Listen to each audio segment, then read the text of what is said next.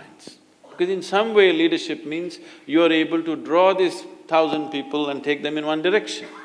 You are able to inspire these people or instigate these people, or like a Pied Piper, if you walk, they walk behind you because somehow you captured their minds and they decided that your way of thought and your way of looking is better than their own. It's not a simple thing.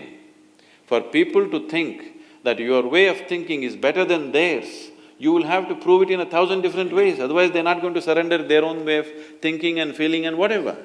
So for you to prove that, first thing is you must be in charge of yourself. When you do not know how to take charge of your mind, your energies, your body and yourself, how will you take charge of them? And they're not safe in your hands. I would say, anybody who is scattered all over the place, in his hands, nobody is safe. Such a person should be one of the departments, he should not be a leader.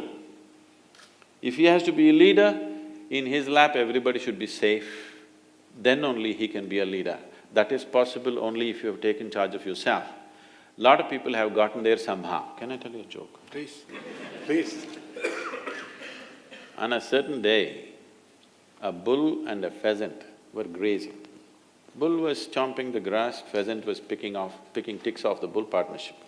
There's a huge tree at the edge of the field. The pheasant very nostalgically looked at the tree and said, "Oh, alas, there was a time I could fly to the topmost branch of the tree. Now I do not have enough strength in my wing even to get to the first branch." The bull very nonchalantly said, "That's no issue. Just eat a little bit of my dung every day. Within a fortnight you'll get there." Pheasant said, "Come on, what kind of rubbish is that?" The bull said, "Really, try and see, the whole humanity is on it."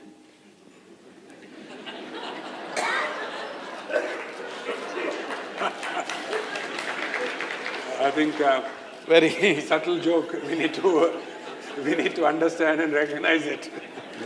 Because Sadhguru was very conscious not to use the terminology which we all use, which would have had a ringing tone. So very hesitantly, the pheasant started pecking at the dung, and lo, on the very first day it reached the first branch of the tree.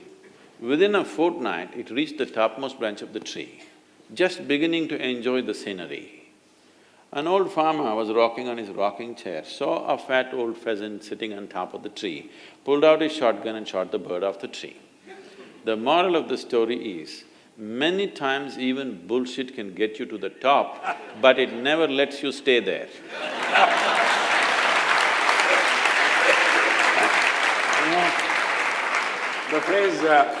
The phrase was coming at the end, where the joke really was cracked. No, I was just trying to sensitize you. I know. To the dung Sadhguru first. always says this, that drama is important. The idea of God has entered human mind only because of one reason.